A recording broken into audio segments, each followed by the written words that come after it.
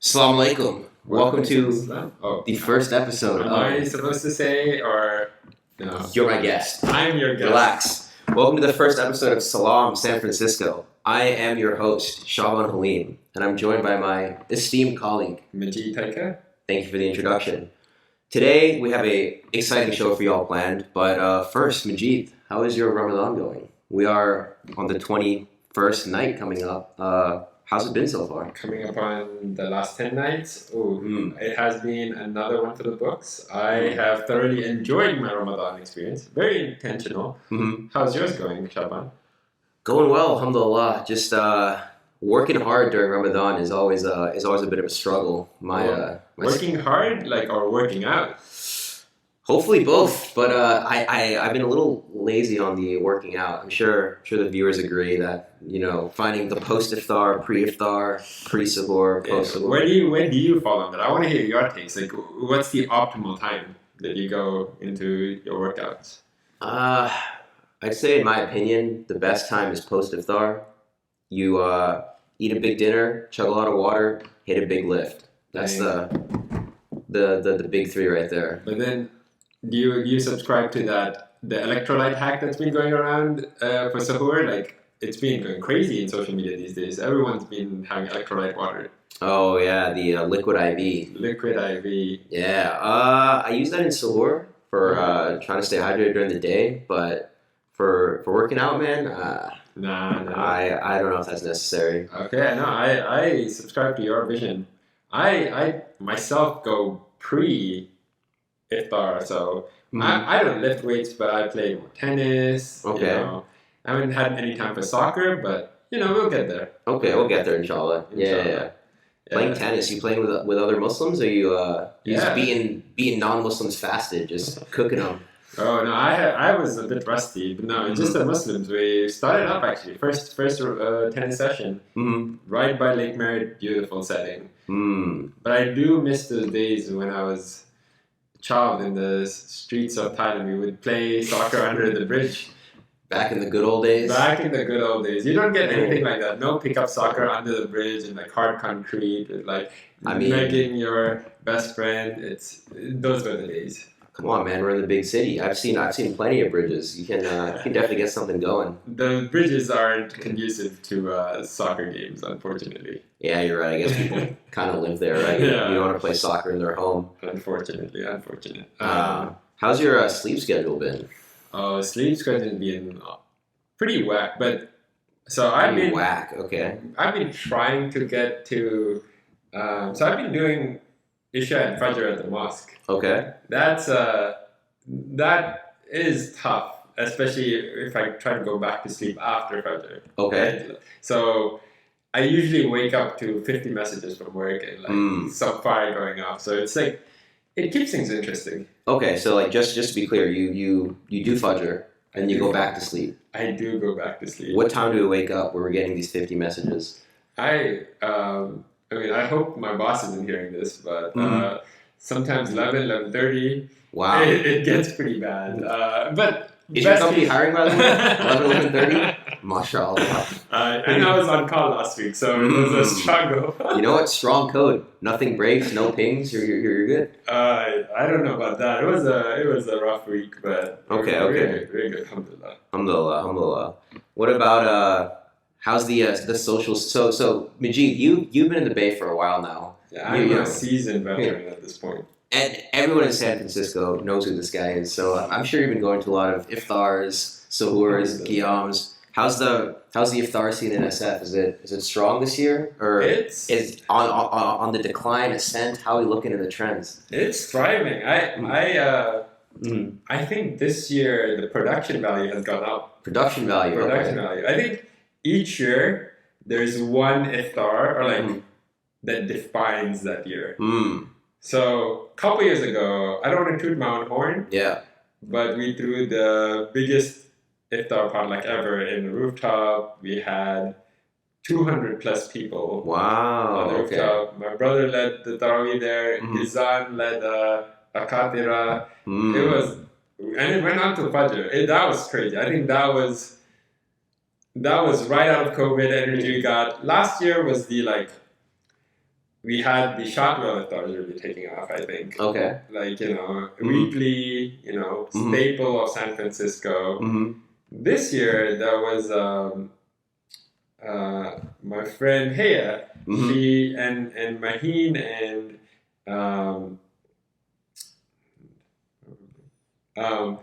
they threw like a iftar that like really highlighted their cultures and like a really nice venue.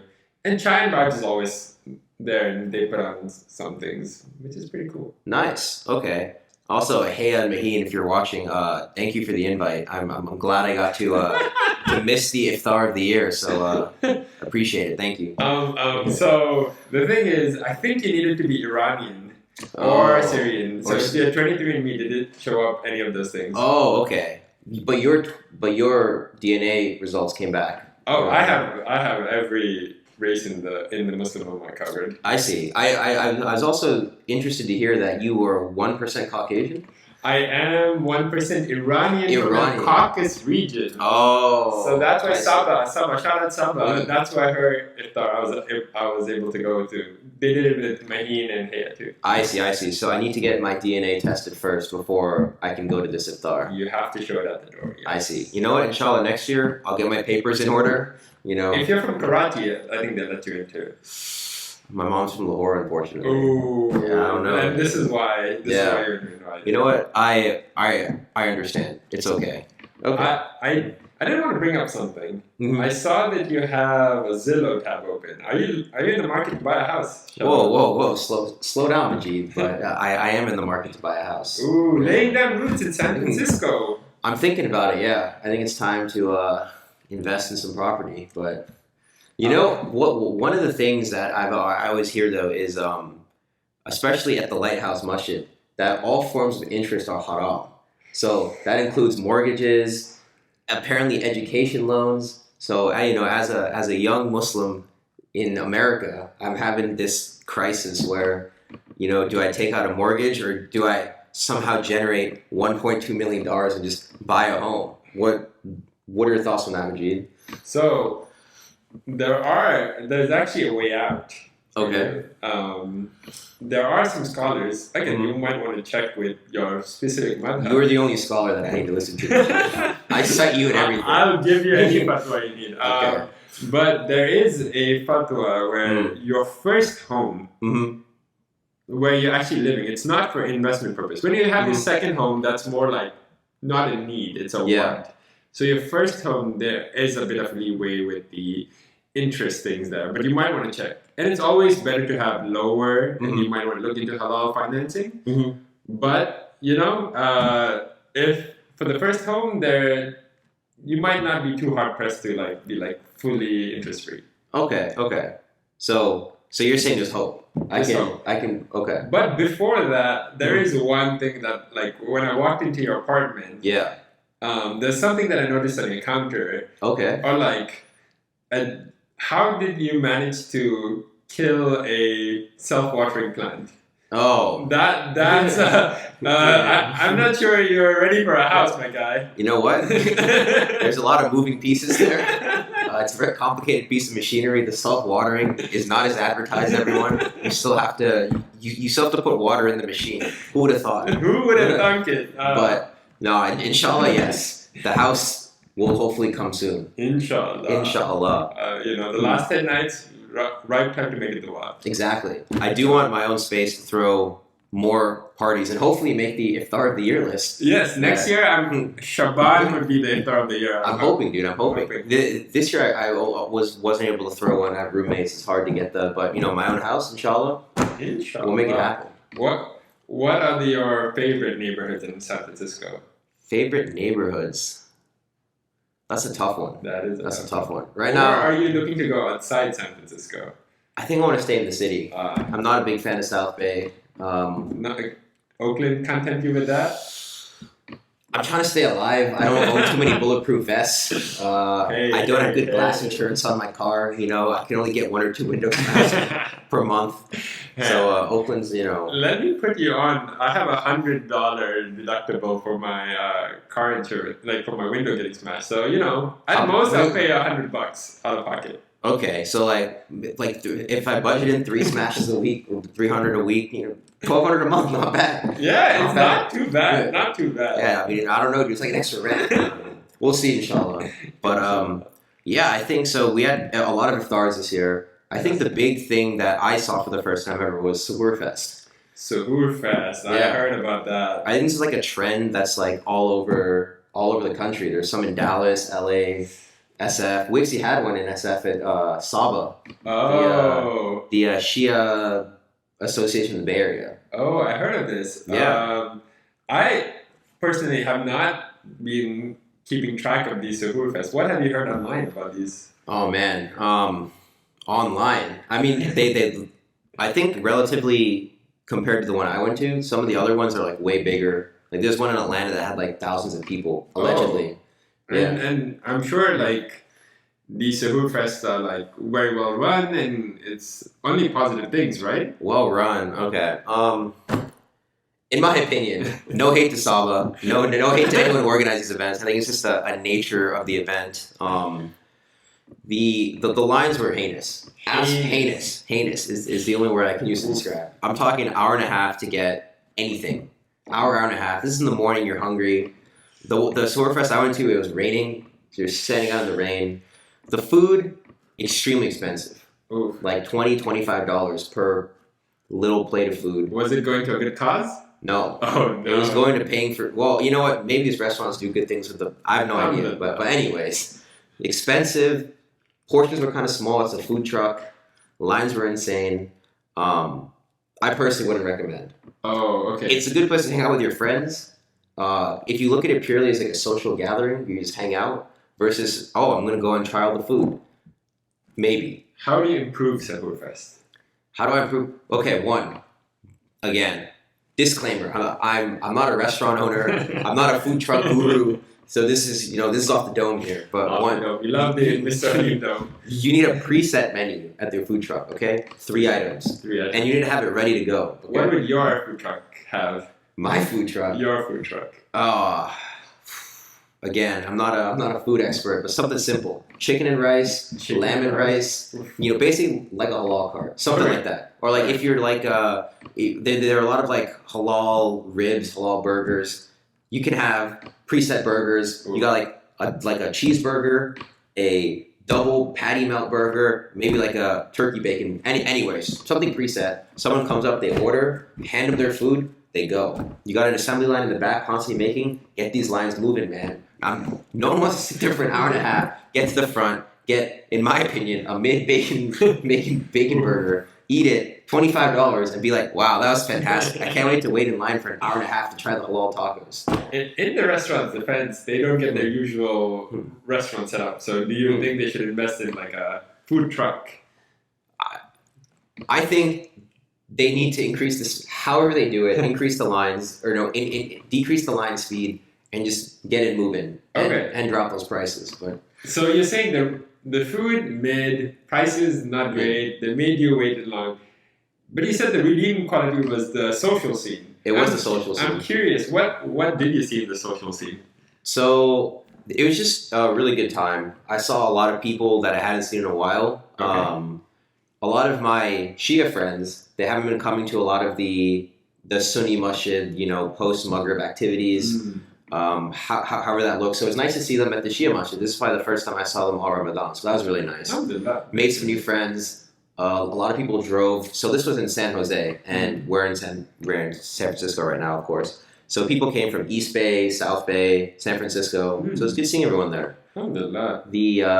So personally, I really enjoyed the social scene. Okay. Yeah. I mean, you are an eligible bachelor, some very eligible bachelor, some would say.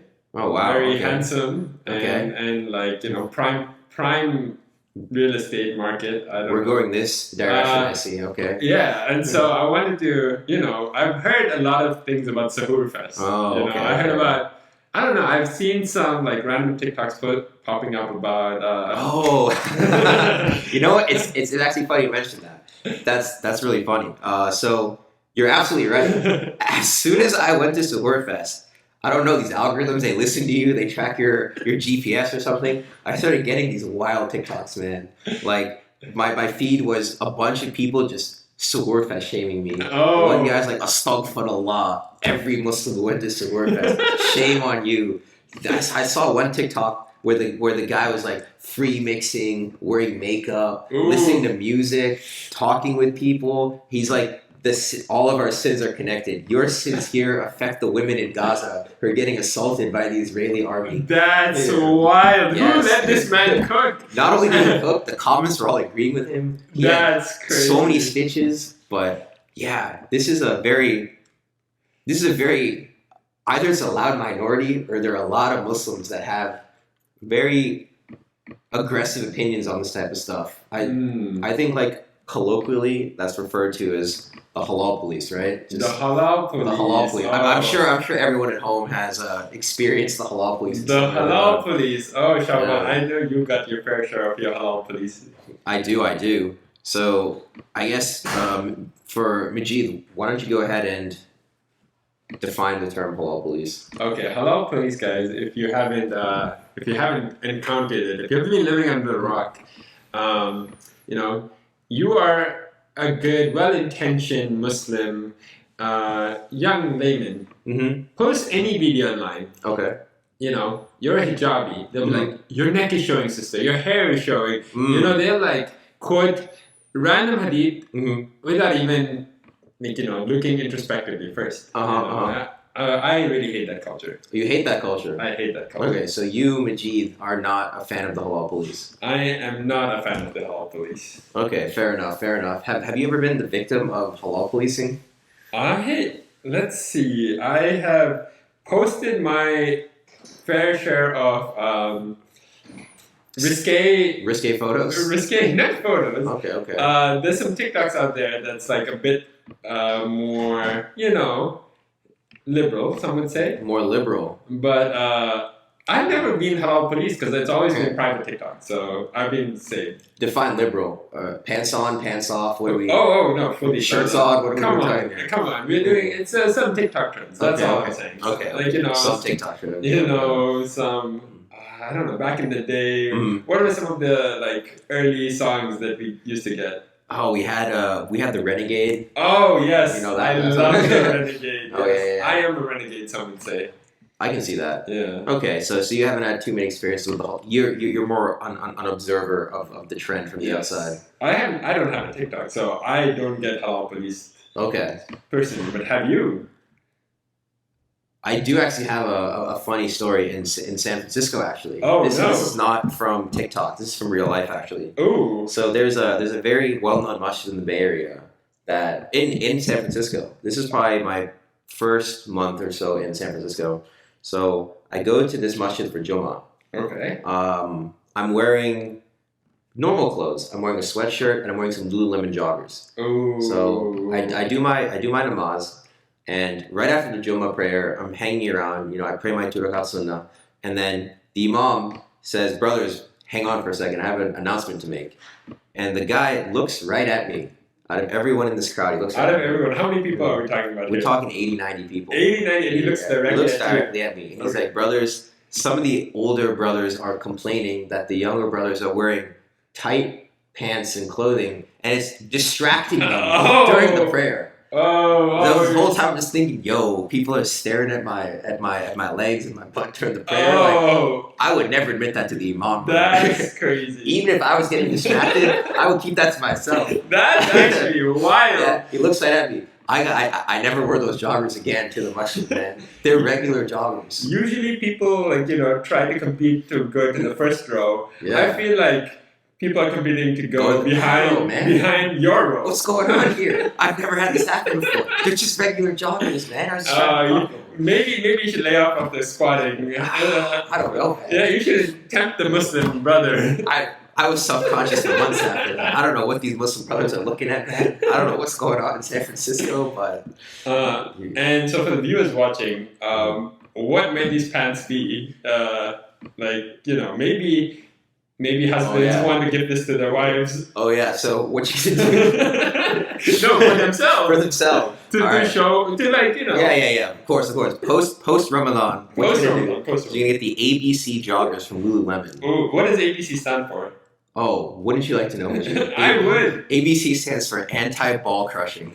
Oh, this is a problem. This is a problem. This is a solution. Okay. No, when you are in the 18th rakah of your Tarawih, sometimes your balls are getting crushed. Yeah, but that's why I wear these joggers. It's not a problem. But now at the masjid, you can't be comfortable. You can't be comfortable. You know why? Because the Halal Police is gonna get you, bro. Dang. I can't even wear joggers anymore. Dang, that's wild. Oh my god. I'm sorry that happened to you. You're a victim of the Halal Police. I'm a victim of Halal. You know what? Despite that, from what I've seen online, though, it seems like the sisters are affected way. What I experienced is apparently a fraction. I've heard some stories from some of my women friends that just.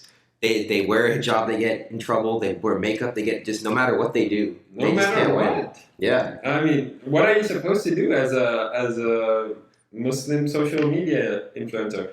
So I actually have growing up in Thailand, we actually have more percentage of Muslims than here. Yeah.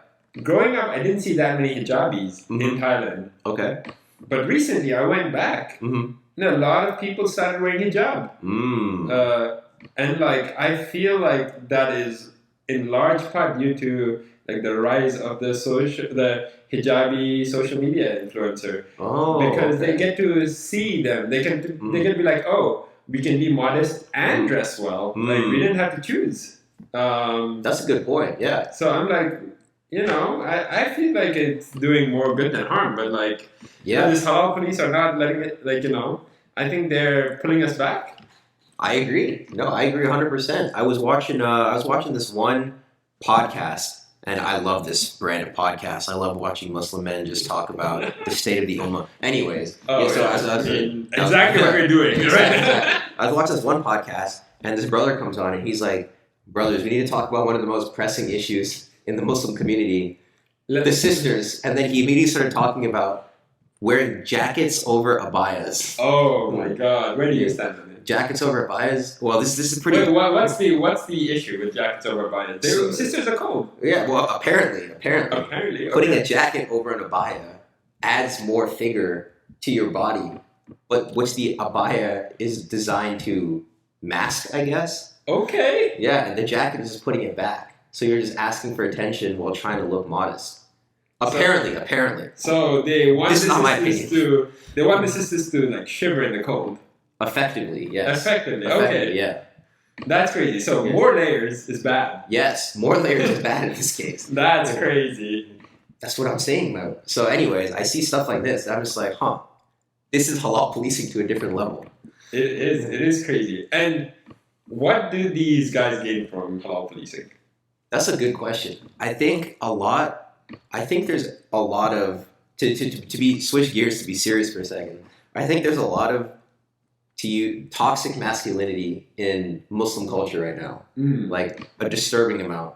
And like, what's going on in this guy's head? Like, are they doing it because they think they're being good Muslims and like spreading dawah? Are they doing it to like feel better about themselves? Like, why do you think this is? Or is this like insult behavior? Oh, well, I mean, I guess as a man, I have a unique insight in this because I can talk to these people, and a lot of these guys, they just have these beliefs, but they don't really know why. Okay. It's just how they're raised. This is how it's always been done. Okay. Like I saw my mother, she stayed in the house, she dressed a certain way, she talked to my dad a certain way, and that's how it should be. But if you press them on it, they don't know why. Okay. There's not really an Islamic backing for it. Okay. You know, they might know one or two deeds here and there, but I think this stems largely more from culture than religion, in my opinion. It's just a very conservative culture, and I think this is even more exemplified when you look at European Muslims. If you've had the pleasure of meeting any British or French Muslims, they are significantly more conservative than American Muslims. Interesting. Exactly. Why is that so? I think so. Again, we're getting serious here. From what I've read, these communities in Europe, a lot of them are either refugees, they're leaving, under economic duress, hard times, and they move to, France, the UK, and unfortunately, a lot of these countries are Islamophobic to some extent, from their perspective. I have no opinion. I'm not French or British, so I'm not saying your country's Islamophobic. From their perspective, it appears to be Islamophobic.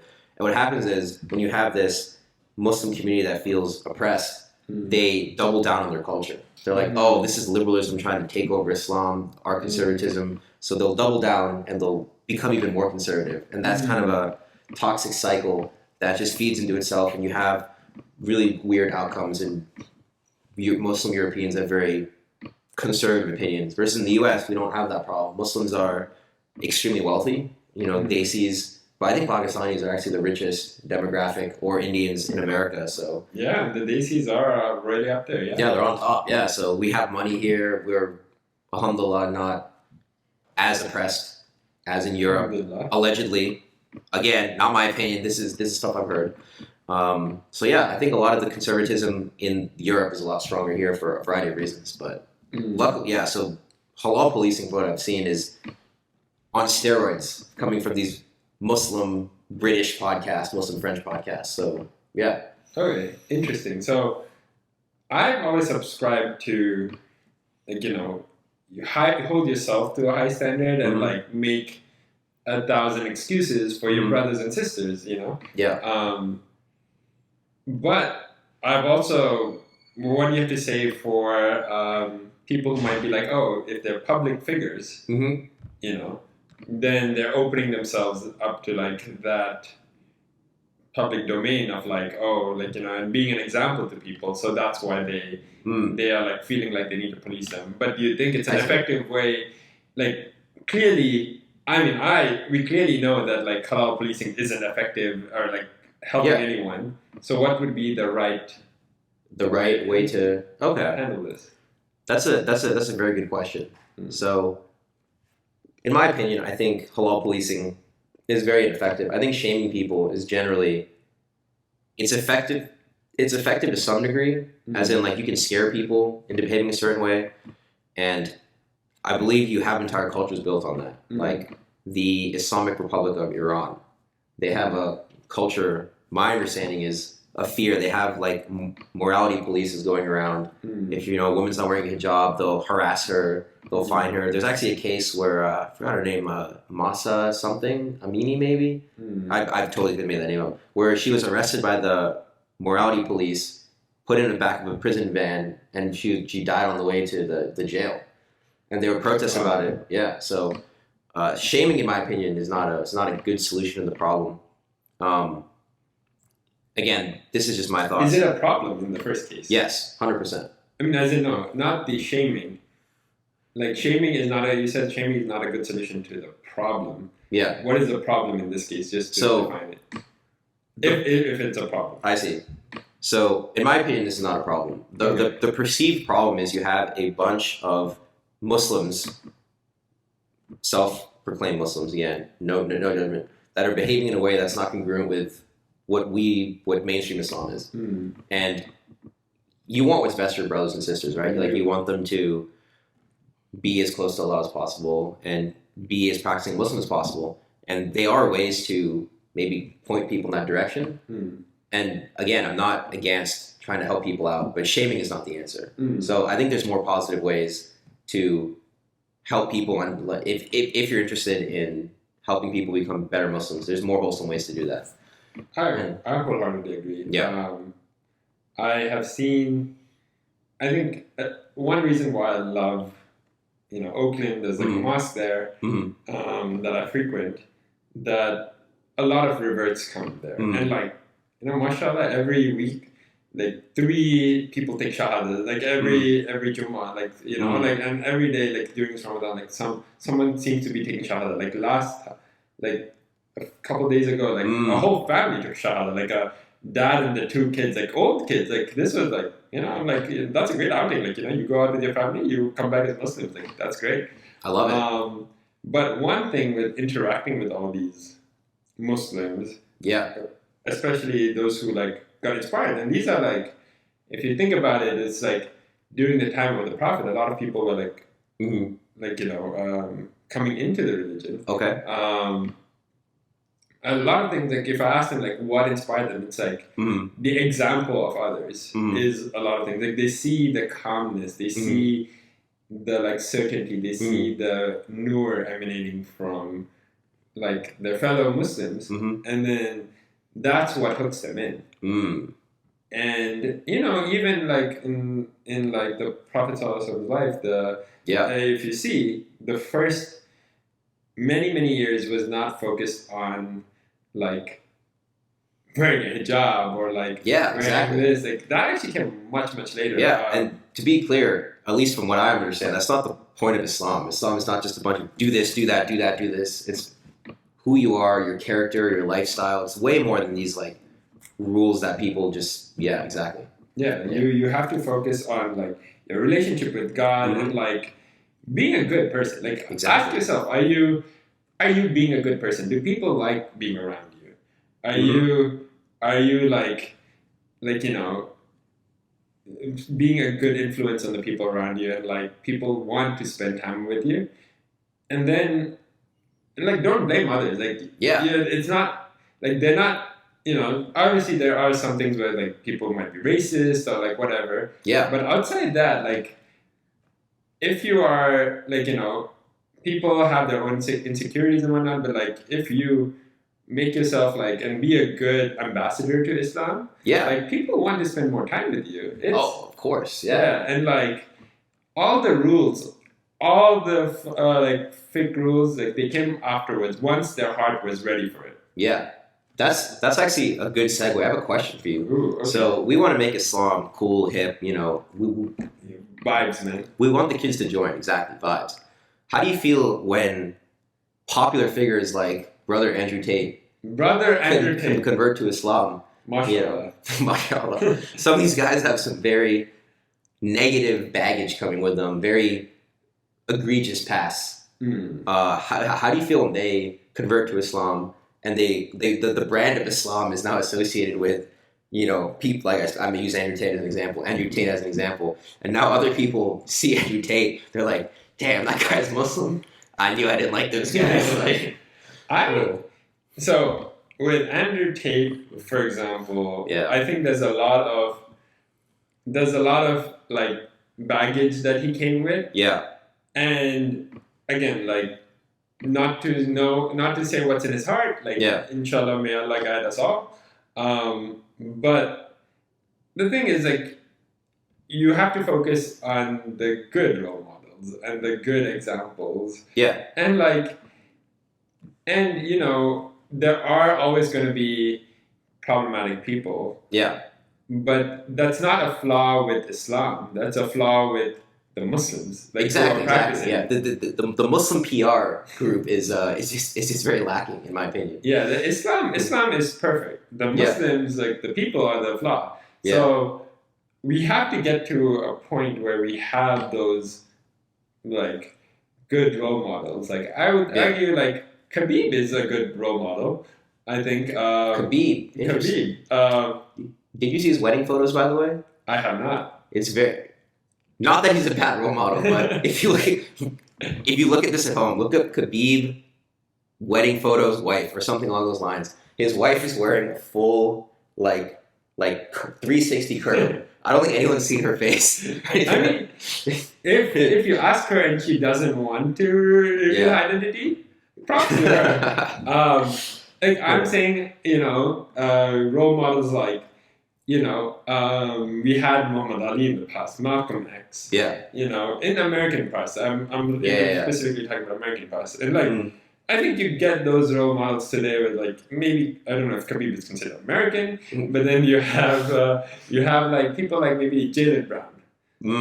I don't know. Brother Jaylen Brown. But I think we do need to get to the point where we have good boys. Like, I mean, Omar Suleiman and whatnot, but I think non-Sheikh role models also is important. And we need something better than Brother Andrew Tate, unfortunately. I agree, but he's all the men have right now. There's definitely a gap in the market for positive male role models, in my opinion, for the Muslim Ummah. There is, and unfortunately, like the path is never easy. Like I've seen a lot of Muslim celebrities. They go into have to pander to the whites. You know? Unfortunately, I wouldn't name names of who these Muslim celebrities are, but like elaborate on that. Whites meaning non-Muslims or Americans or? I'm meaning like a majority like Hollywood audience. Like I see. Like if you want to make it big in Hollywood, in pop culture, like a lot of people who wear the Muslim tag, when push comes to shove, they don't speak out against Palestine. They don't do things. They would have ride the coattails of Muslims and take advantage of the like Muslim like niche market that they had, and then they would also pander to the non-Muslims. But then like they don't get, and like that path is not easy because like for example Muhammad Ali. Top of his craft, like he was the best boxer. He let his talent speak for itself, and he was Muslim, and like he was a proud Muslim. Yeah. Usually, we don't get people brave like that today, unfortunately. Proud Muslims. Proud Muslim, and you have to be Muslims. That's a good point. Yeah. And like unapologetically Muslims. That's what we need. I see. Yeah, I mean, the last guy we had was Barack Obama, right? That's it. Yeah. I mean, it's been a while. Yeah, I mean, Barack Hussein, brother Hussein. Brother Obama. You know, they almost caught him. Like, almost did. Yeah, we got a few close calls in there, but we still have the man on the inside. Yeah. Shout out to brother Barack. We got him. We know about him. Yeah. But no, I want to hear your thoughts on like how it feels like to be Muslim in your workplace. In my workplace? Yeah, like are you being unapologetically Muslim?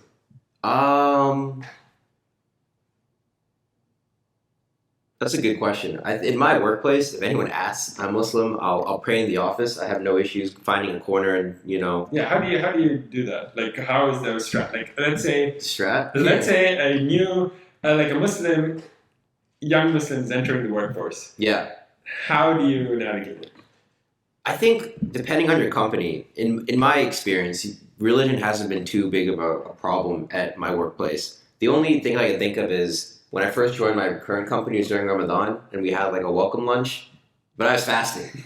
So during my welcome lunch, I was watching everyone eat, which is really dumb. And they're like, maybe we should have had the welcome lunch. I don't know. But in my experience, religion hasn't been a big part of being in the workplace. The only time I'm like real reminded, I guess, of being Muslim is during Ramadan when I just can't eat or go to any social events with my coworkers, or when I need to pray.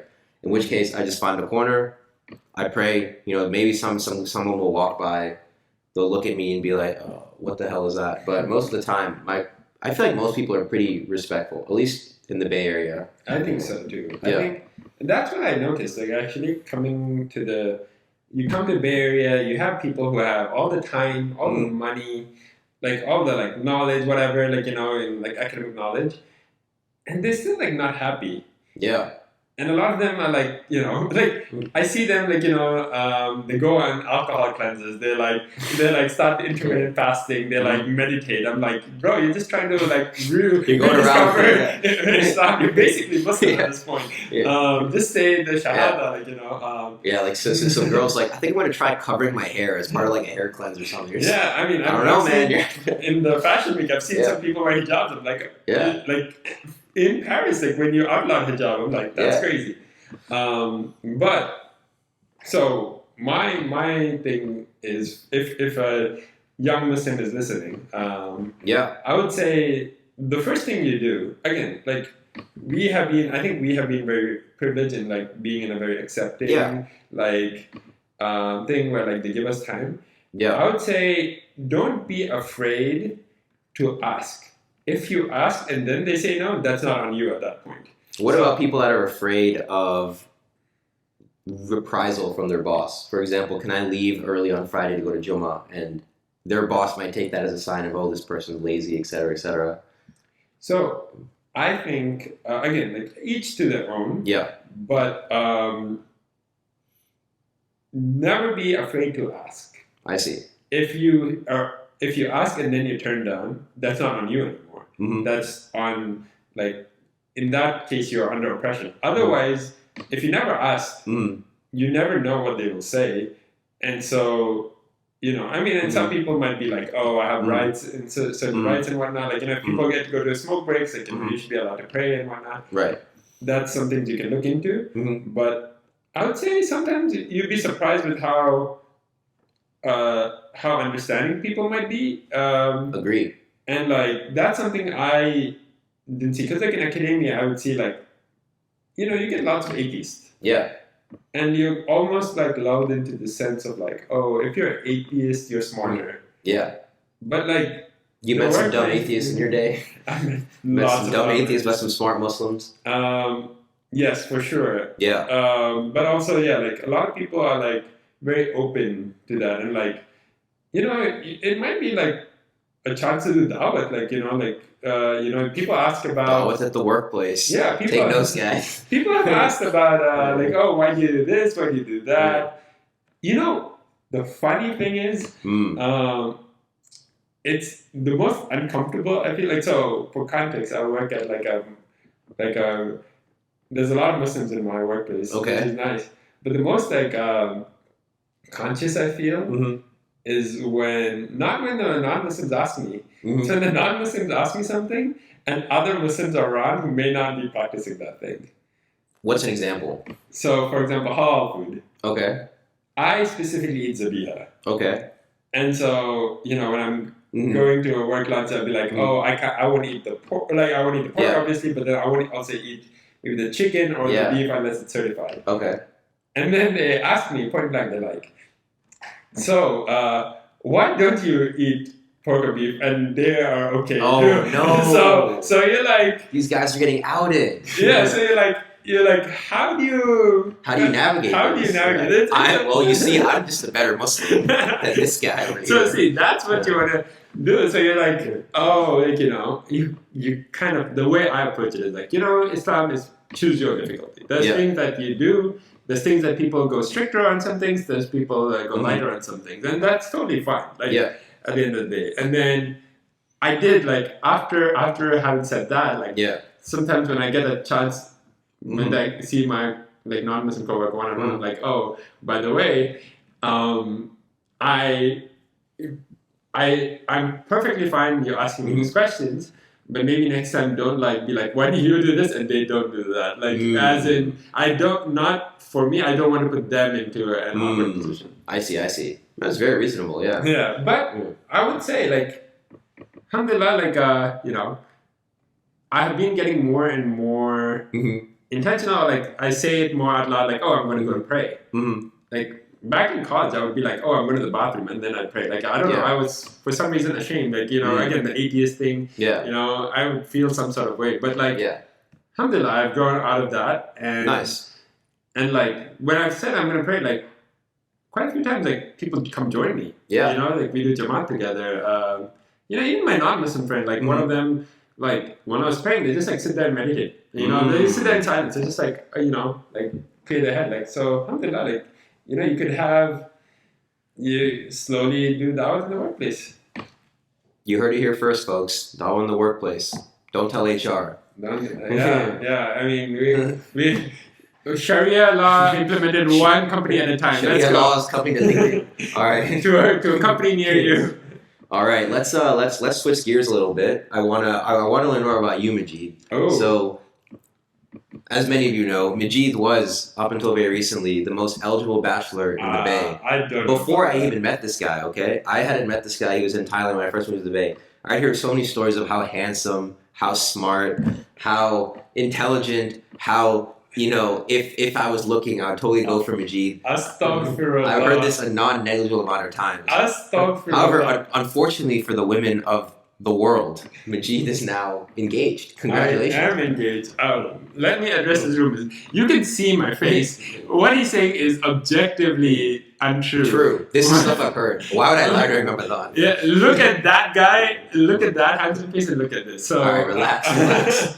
You're the guest. I'm here to interview you, my friend. Yes, the rumors are true. I am engaged. MashaAllah. MashaAllah. Why don't you tell us the story? Who is the lucky lady?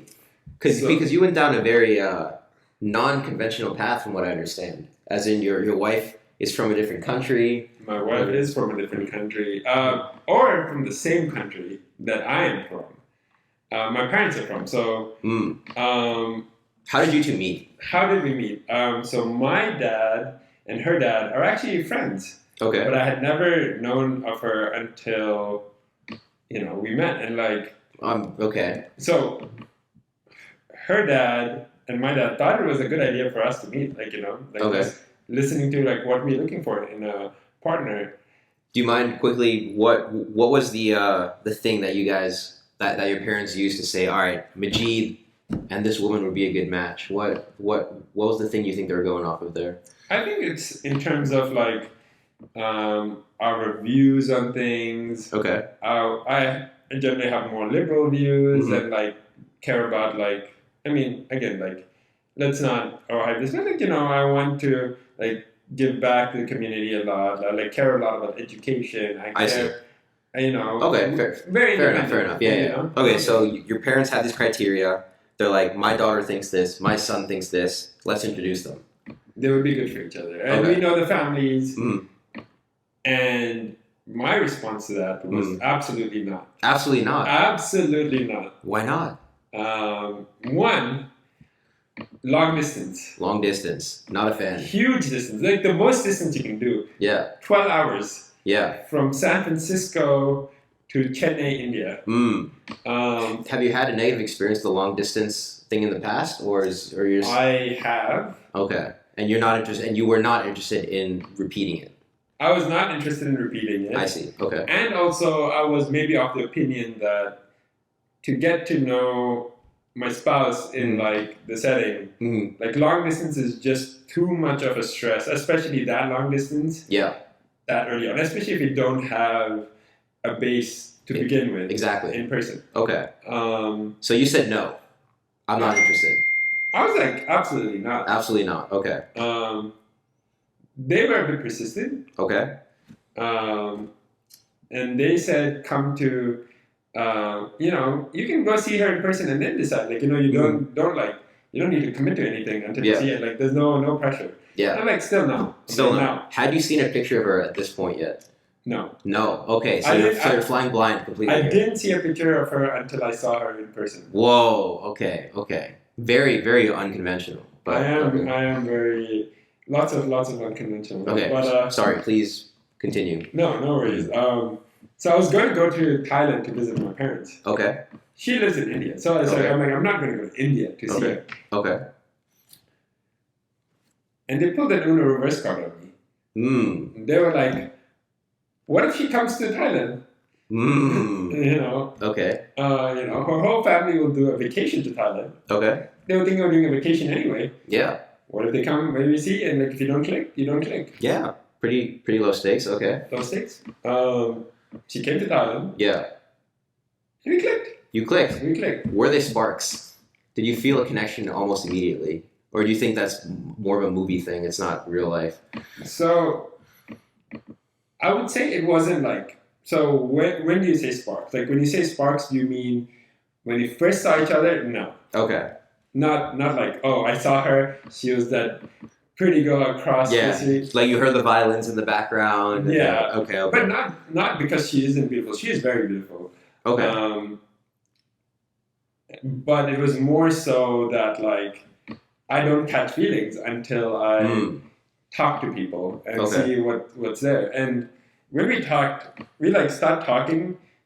And we don't stop talking. We literally had to take day breaks in between because our mouths would be hurting after each conversation. Wow. We'd just be like talking nonstop, talking our ears off. So it was a good experience. The first time, it was a funny thing where... Yeah. So, it's never... We're like, okay, how do we like introduce each other and like, let them do their thing? And so I guess, I don't know why this happened, but we went to a mall in Thailand.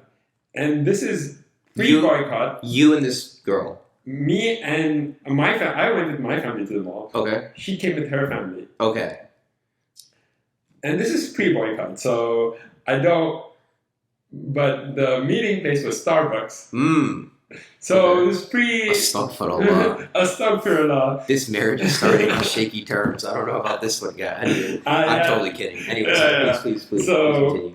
So we went to Starbucks, and then we thought our parents would just like leave us be and then go do their thing. Okay. Tell me why these guys also sit in Starbucks. Were they listening?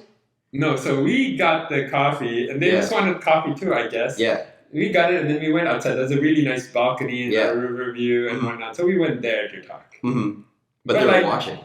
They were kind of watching. I'm like, I don't know why. They were just like, I guess, like, in case, you know, like... No funny business? No, I guess.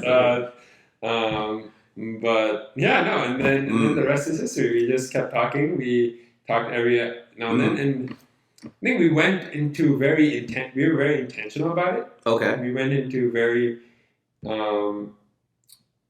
heavy topics very quickly. Heavy topics very quickly.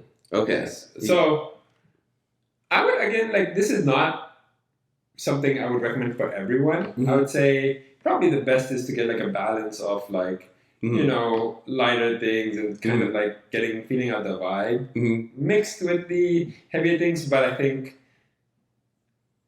we went that route, like where like, you know, we had like not much time. Yeah. I was Just describe to me the timeline from meeting to getting engaged. Meeting to getting engaged. Because you mentioned a lot, you didn't have a lot of time. Give the viewers a sense of how much time we're talking here. So, okay, let me put some background. I came to see her we met in Thailand. Okay. And I go back at most, let's say, twice in a year, thrice in a year. Okay. Right? So I meet her, and we meet every other day for like 2 weeks. Mm-hmm. But the next time I'll see her, who knows? Because she is not coming to the, like, it's a big ask of her. Like, it's one thing to come to Thailand. It's a completely another thing to come all the way to California to come see me. What's the difference? I guess she flies less is what you're trying to. She flies less, but also I think it's like a bit of a heya with Muslim women.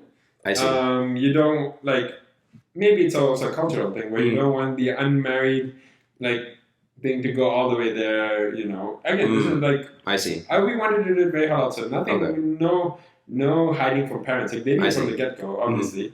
But like, it is not a great look. Like, if it's like you're going all the way when she doesn't have any roots here to like support network to come to this, just to like see me half like so. So that was a non-starter. I see. Okay.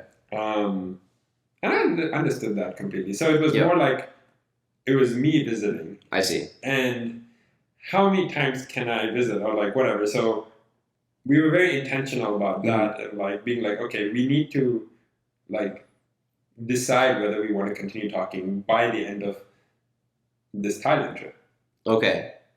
Interesting. Right? How so? It's not like decide to get engaged. Yeah. But it's decide if we want to keep going because we don't. I see. Because the thing is, I don't think we'll get any new information when we come back to the U.S. and we're long distance, because we're obviously going to talk less. Mm-hmm. We won't be in that environment. Yeah. So that's why we had to cram as much intentionality. Interesting. In that short period of time. Okay.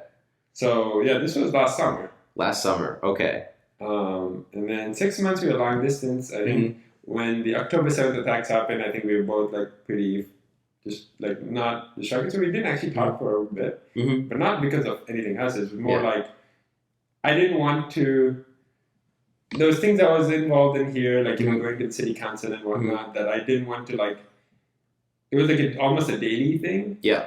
And I didn't want to be like, I have to pick between going and showing up for Palestine and between talking to her. Like I feel bad about doing one or the other. Yeah. Okay. So I was like, okay, I think we both were like, okay, let's not schedule calls or put some things, because when you're that long distance, you have to schedule calls. Of course, yeah.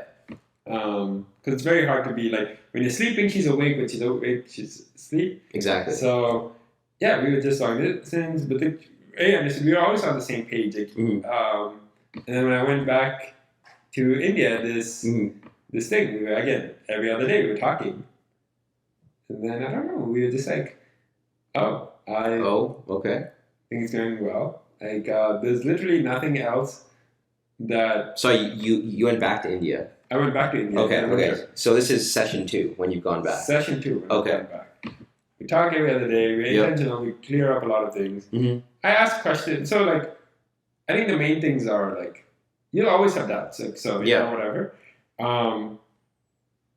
I thought my doubts were because it's long distance and whatnot, right? Okay. But you had other doubts? Or no? No, I thought it was because of that. Yeah. It's these questions can't be cleared up because it's long distance. Yeah. But I actually talked to another friend who got engaged after, like, maybe seeing their spouse, like, significant other way more often. Yeah. And, like, in person. And he had the exact same doubts. So it's more, and they work past it anyway. And, like, again, we also work past it. Like, and it's not something that's, like, none of those doubts were anything to do with her or her personality or whatever. It's more like feasibility, like, does she mix well? You know, those kind of things. Like, she was great. Yeah. She is great. She is great. Like, you know, like, I mean, I'm talking about, like, when I was making the decision. But no, she was great. Yep. And so it was more so, like, oh, how will she fit in and all these things. And, like, she's not here at the support network. It's already going to be, like, you know, you can anticipate having stress in your marriage. Yeah. Like, you know, when it's someone you, like, you know, you're changing up your whole environment. Yeah. But for her, she's leaving her support network. She's coming to a whole new, like, country. Yeah. So that's, like... That's big. That's huge. So that's true love right there. That is true love right there. Yeah. But no, I think in everything we, like, we're still on the same page. Yeah. We wanted the big things. We care about the same values. It just, like, all lined up. And so... Yeah. And so, like, it was funny because, like, we got engaged. Yeah. And I had the awkward chat with the families. And then only, like, after I came back, like, she's like, you know, saw one of those, like, nice, like, aesthetic nikah contracts on, like, IG, and she's like, oh, you know, by the way, what's your full name? You know, like, you know, in case I had a middle name. And, which I did. And then, like, she's like, okay, since we did names, let's do birthdays. Okay. You know, so it's like, we talked about all the big things, but we didn't actually... the small things, yeah. Which I'm excited to find those things. It's, like, cool, like, you know, because, like, things like, you know, I wanted to have, you know, travel a lot. Like, you know, after we get married. Inshallah. And so, one of the first few destinations I want to go to, like, top of my list is, like, Japan. Japan, yeah. Love Japan. Egypt, and Turkey. I love Turkey. Good choices.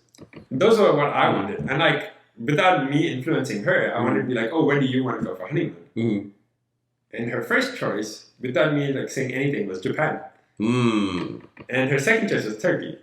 So it's like, you know, we're on the same page. Like, it's like you find things out about your spouse. Yeah. And you're still, like, finding these new things. And, like, I'm enjoying the process. MashaAllah, that's awesome. I'm happy for you, man. That's great. Thank you. People might not, like, really agree. I haven't heard back from her since Monday. Today is Saturday, but it's... Whoa. I just messaged her this morning, to be honest. But, like, I think this is very unconventional of us, is that we have, like, very high trust in each other. Yeah. We don't hide things from each other. Yeah. But we also don't see, like, we're also not a very, like, digitally connected people. Like, we don't, like, message or call that frequently, especially when you're, like... Yeah. You know, when you wake up, you're not in the mood to, like, have, like, deep conversations. And when, like, you know, at night when one person, like, you know, so it tends to be more, like, we'd have the, like, call every now and then and, like, talk and, like, we'd be on the same page with a lot of things and, like... Yeah. Like, we're both very easygoing, but, like, practical. We both have our values. She called me out when, like, it's the wrong thing, which I appreciate about her. That must be pretty often then, right? Because, you know, you always... Oh, yeah, very often. I'm surprised she has time to do that, man. That's crazy. The very out of pocket, as some would say. Wow. I I love it. MashaAllah. Yeah. Yeah. But no, yeah, alhamdulillah, she's great. I'm excited for y'all to meet her. Okay, when is that happening? When do the great people of San Francisco get to meet your wife? Future wife. Future wife, inshallah. So the nikah and like the traditional wedding events are happening July, August, like beginning of August. So we think of doing a short trip, and then you'll get to see her. So in August, and then the people of the Bay. The people of the Bay. You can come to my wedding. Posted up in Thanksgiving. Thailand. So come through. I forgot. Majeed is inviting everybody he knows to his wedding. So. Okay, it's it's everybody who I have good relationships with. Okay.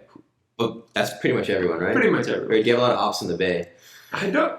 I need more ops. Do you need more ops? I need more ops. Do you have any hot takes you want to drop on the mic real quick? We can get you some ops real quick. Ooh, okay. I do got some controversial opinions. Please, I believe. Well, we can say that we're gonna move on to the free talk section of the show, where we can just talk freely. The main podcast programming is basically over. I've asked you what I wanted to ask, and now we can just chat a bit. If you want to start off with your controversial takes, by all means, please feel free.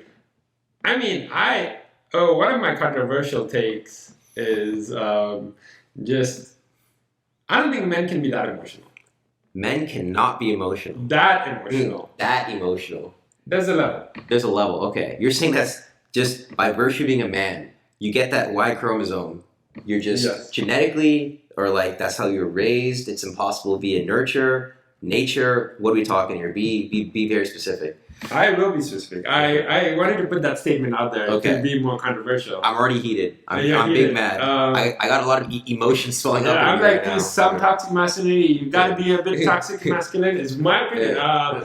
So the reason I think is it's a man's duty to protect and make the others around him feel safe. Oh, we're getting deep now. Men have duties. Okay. Men have duties. Okay. So we believe in gender roles. I believe in gender roles, 100%. Okay. I can elaborate. I think Western feminism is greatly flawed. Greatly flawed. Okay. I can go into that. Please. Oh, you want to go into Western? Well, actually, let's have some organization here. Yes. Let's go one point at a time. So men are not that emotional. Men shouldn't be. Should not be that emotional. They have the capacity to, but they shouldn't be. Yes. Because it would interfere with what you just described as their duty to lead, protect, etc., etc. Yes. Okay. Because I believe, what the people around you look for is safety in physical safety, mental safety, emotional safety. Okay. And if you think about it, physically safe, that's obvious. You have to get swole, hit the gym. Get swole, hit the gym. Or not even just be fit to the demands of your environment. And if you are not physically fit, you can hire people who are physically fit. Money solves all. Okay. So you have to make them feel financially safe as well. So you have to make a decent amount of money. Your job is to provide. Mental health, mental and emotional part is, your wife, your spouse, your people around you. If they break down, you can be there for them, right? Okay. But if they break down, as in they're going through some kind of crisis. They're going through some kind of crisis. Okay. It's the man's job to be strong in those situations. Yeah, if let's say your family's going through hardships, it's your job to have a stiff upper lip and make your spouse feel safe. I see. Do you not think that's both the wife and the husband? When the husband's going through a hard time, the wife should take on that role. When the husband's going through a hard time, when the wife's going through a hard time, the husband takes on that role. You're saying it's specific to men. Men are the ones that take on that role. I'm saying you have to have some level of there's not a threshold you can cross. You have to have, if you see, if someone is too emotional, you won't trust them to be able to regulate their emotion enough to help you. I see. But we're talking specifically for men. For men, yes. Okay. So, like, women, it's not their duty to be that emotional regulator or, like, you know, in that safety, like, look for safety, like, you know. But as a man, I think you should. As a man, you should. As a man, you should. You should. Okay. You should, like, so you should have, like, less. I see. You should complain less. You should not. Like, you have the self-control to, like, not. You should not cry as much in front of others. You should cry when you're in the presence of the Lord. You should cry. I see. You should cry sometimes, but not. There's a limit. Fair enough. Okay. Interesting. I'm curious to hear your thoughts. Don't worry about me. I want to know about you, Majeed. I'll give you all the takes. I'm hoping I got some offs from that. Like, I'm giving you a hot take. I'll give you all the opinions. I just want to clarify what you mean. So, men need to have the self-control if they feel like they're going to cry, if they feel like they're on the verge of, like, a breakdown or something. They need to have the self-control to regulate themselves emotionally. Is that correct? I think to an extent, yes. Extent, yes. Okay. Versus women, since it's not their duty to be like that rock, to lead, to be in charge, they have a lot more liberty to lean into their emotions and, I guess, outwardly show them. Is that also correct? Like, I agree. Okay. I think it's also, like, something that, you know, if you see the gender roles, like, when I've heard this, like, where people say, like, oh, the man has the last decision. Yeah. Like, you know, final say. Yeah. But I think people misinterpret that a lot, in that they see it as, like, the power that it gives. But it's not the power.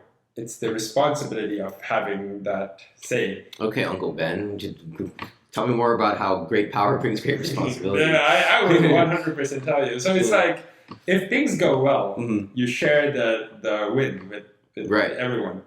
If things are poorly, you take the responsibility.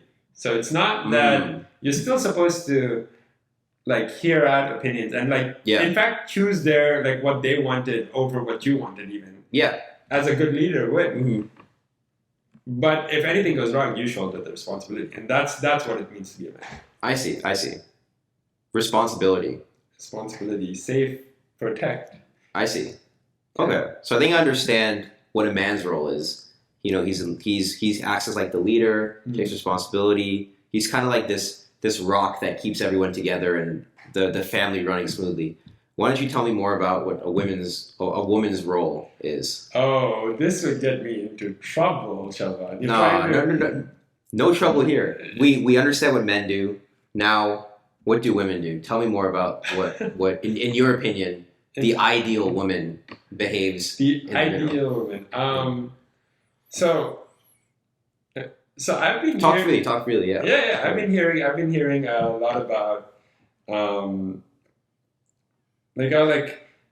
been seeing hadiths and whatnot about, like, women's roles, and, like, I think those all need some context of the time they were revealed in. Okay. But I do think things that I agree is generally, like, this doesn't need to be solely the responsibility of the woman or the man. Like, again, like, you know, in this day and age, like, Islamically, the man's supposed to provide. The woman, anything she does is sadaqah. Okay. Right? Any money she brings for her family is sadaqah. And, like, it's hard to live in some more expensive places without a two-income household. But if any time she doesn't want to do it, like, the man has to, like... You're telling me about men. Tell me about women. What are women doing? So, in parallel, the woman's responsibility is to keep the inner house in check. For men, it's external house. For women, it's the family, like, keeping the family, like, running, like, you know. I think responsible for teaching the kids, keeping the family finances. I think the kids' education, like, the kids, like, thing, I would say that's a woman's responsibility. Now the man can help. Okay. But just as if the woman works, it's sadaqah for her family. If the man helps out, I think it's a sadaqah for his family. Interesting. That's how I approach it, yes. I see. That definitely is a controversial take. That's a very controversial take. I think, again, like, it's not... Like, if someone wants to go in the traditional household roles, where, like, like Desi households or whatnot, like, where the man goes out to work and like, comes out, barely sees the kids and whatnot. That's perfectly fine for them. Yeah. In the same vein, if someone, like, the couple jointly decides, again, like, and comes from mutual respect and all that. So if they jointly decide, like, oh, we both will work, but we'll split everything 50-50 in terms of, like, raising, being there. And I personally want to be a very, like, I want to give my wife the freedom to choose whatever she wants to do when she's here. But in terms of, like, helping out with the house, I want to help out as much as I can. But if she chooses to, like, not work and stay at home, naturally she will shoulder more burden. I still want to help. Right. But that is the way it is. It is what it is. And I don't think that's wrong with that. And, like, me helping out is, again, it's, like, not required of me. Yeah. But it's a good thing. And, like, especially if you talked about it, and, like, you should always it's not like you did this, so I will do this. It's more like, you have to think of it as, like, I want to do as much as I can for my spouse. Exactly, and my family. Like, it's not like it's not a transactional thing. Exactly. I see. But you still should be aware of the traditional, like, Islamic duty that you have. And if your spouse decides to help out, that's always a bonus, is how you should always look at it, and be grateful for your spouse for doing that. Okay. So I guess what you're describing to me, it sounds like ideally a lot of partners are working together, bouncing ideas off each other, working as, like, a partnership. So can you help me understand which part of Western feminism you think is incongruent with what you just described? Yes, so Western feminism, I think, is largely built on capitalism. Okay. And I'll describe why. Because after the World War, like, it was single income households. Okay. And you can always sustain with single income households. Okay. But because they wanted to raise the GDP of the country. Yeah. And so they promote, women can enter the workforce too. Women can do things that men can do. And then they, like, destroy that traditional gender roles. Yeah. Which, again, like, if she wanted to work, she could. Yeah. And again, like, don't get me wrong, there's a lot of good things that came out of feminism, but, like, now, in a lot of places, you cannot exist without a single income household. Okay. Especially if the husband doesn't have a very high paying job. Right. Which is not due to lack of, like, ambition or hard work. Like, these guys are working hard. But they just can't, like, if you're like working very hard and you're bringing home 50, 60K. Yeah. In San Francisco, it's just, like, very hard to raise a family, like, with a single income household. That's why you need a double income. And, like, so Western feminism is rooted in that. It's like, it puts, like, out traditional gender roles and, like, let me make sure I'm understanding you correctly. So you're saying one of the reasons why the cost of living today is so high is because women entered the workforce. Is that accurate? Women are required to enter the workforce. Women are required but that option is gone. The option is gone because women entered the workforce, is what you're saying. It's because they made it expensive, too expensive, and then they push that, like, there has to be equality. I see. So, like, they, being the capital class, kind of forced women into the workplace. Yes. By making everything more expensive. Yes. Interesting. So they can double the GDP. Yeah. In that things, like, wreak havoc in the household, and, like, there's no, like, essentially you're letting the public school raise your kids. I see. Okay. So, like, today, so this happened in the past. So today, when you have someone preaching modern feminist ideas, you have a disagreement with that as well, right? Or no?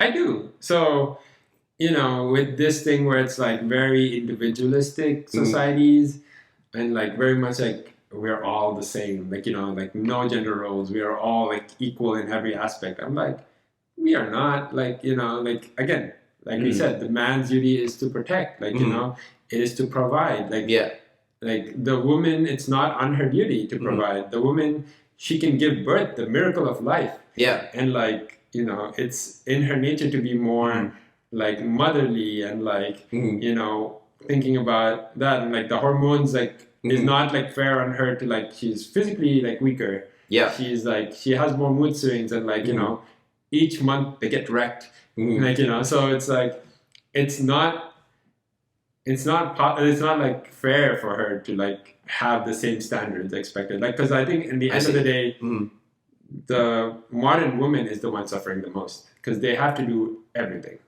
I see.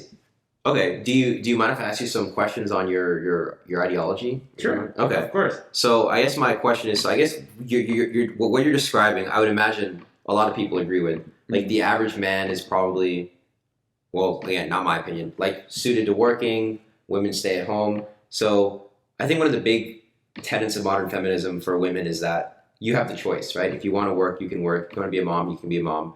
So if a woman says, I want to take on the provider, protector, emotional rock role that you're saying is a man's duty, is that necessarily a problem? Is that a bad message to be spreading? Like this is, if we say it's okay if women want to do that and men want to take on the stay at home, take care of the household role, is that an okay message to spread, or do you disagree with that? So I don't agree with the like. I'm saying that you have a choice in the. Before you had a choice when it's a single income household. Now it's like double income household are required. So then you essentially don't have a choice. So in that sense, the modern feminist movement failed in that like it didn't actually give them a choice. It like took away the option of being good mothers for and also earning enough to like be above the poverty line. You know? But if, for example, the woman wanted to take the more like, you know, working role and then the husband wanted to take the more nurturing role, I think that's completely fine. Okay. But where I would put the caveat is you should have that conversation in your case and like you should know that that is not the norm. Not the norm, okay. So it's completely fine for you to do it, but if you're like, let's say you're doing this and then you're complaining about, oh, like, why is he not like working? Like you chose it, like, you know, you chose and like you talked about this beforehand. If you want, like, you can't have it always. Yeah. Like, so again, you can choose to do things outside your thing, and like you can choose to like lean on your husband to do the other role, and like you take this role, and that's completely fine. Okay.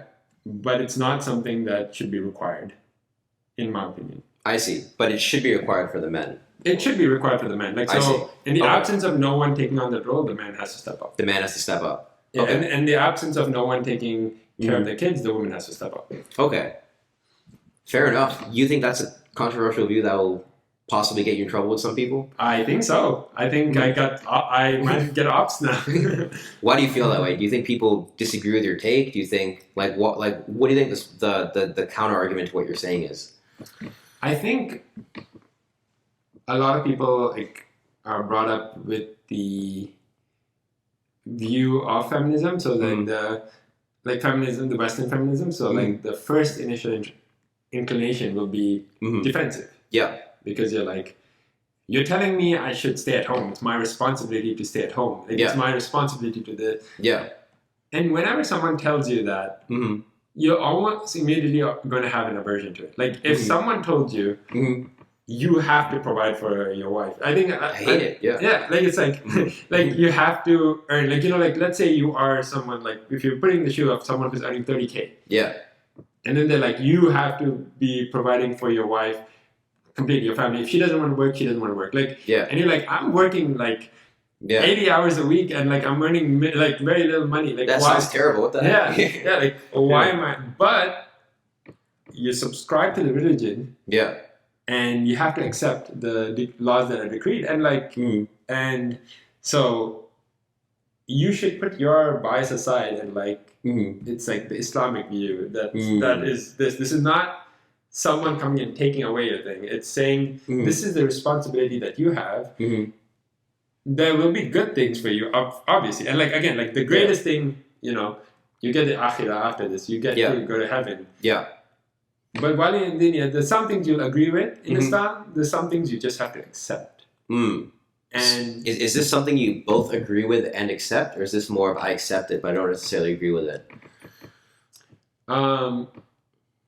I think even if you disagree with it, you have to accept it. If you, I agree, but do you in your heart agree with what you did just laid out? But yeah, because it's possible for me to disagree with you, but you know, it is what it is. I accept it. Yes. Do you both agree and accept it, or do you have some doubts on what's going on here? There is definitely. I mean, I agree and accept it. Okay. But only because it's the word of Allah. Like, Yeah.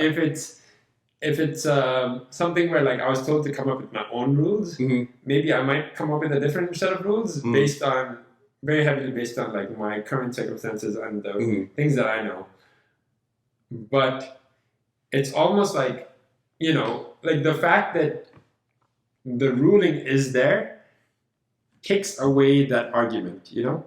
Like it's like if someone comes up and like it's like if you were going around complaining, my wife doesn't want to work. Yeah. I'd be like, yo, it's your duty. Mm. And be all end all argument. Like you know, it's like she can if she wants to. Yeah. But anything she does is you have to be very grateful for her if she wants to, and like you can't expect that of her. If so, you move to like another cheaper place or whatever. Like, right? You find a solution. Yeah. But it's almost like when I say, you know, it's the like in the hadith there's a lot of things that like about pleasing your husband and like you know if you please your husband you get Jannah. Yeah. You know? Again, like it's not something that you can have conversations with your husband and like not like, you know, have whatever, but like know in the heart that this is what has been decreed for you. And like you should strive your best to follow this example. It's like, you know, like if you subscribe to like, there might be certain like movies or shows that are haram. Yeah. Right? You still might end up watching it, but you should know that that is not the right thing to do. Right. That's fair. Yeah. I have a follow-up question. Yes. So I think what you described is one common scenario where the wife doesn't want to work and the husband's like, well, this is BS. Like how do you feel about the opposite, where the wife wants to work, however, you know, maybe there's no one at home, the husband also wants to work, so you know, who's going to watch the kids? How would that dispute be resolved? Let's say I have a woman who went to college, got advanced training as a doctor, for example, did, you know, 5-6 years of residency, and now after 13 years of school, she's like, I'm ready to work. And the husband is like, I don't know, it's my duty. How does that issue get resolved in your view? In my view, I mean, this could be controversial. Yeah. Also, like I've seen cases when the wife earns more than the husband, and the husband feels inferior, right? Yeah. So, one, when you're picking your partner, you want to be very careful about respecting their views, right? Yeah. Like, so, if you're looking for a husband who would stop you working, like you know, if you never ask that question, that's kind of on you. Yeah, exactly. Because at the end of the day, he is like, again, like what I said earlier, the responsibility of taking care of the kids is on you. Yeah. So like this is something you asked before, but people change their minds during a marriage, right? Like let's say she decides to work at some point, or like whatever, for example, And like let's say he is like, I'm gonna work. Yeah. That's my duty. Yeah. I'm gonna stick to that. You say you want to work, but no one's there to take care of the kids. Yeah. It's kind of on her to find to find like a solution.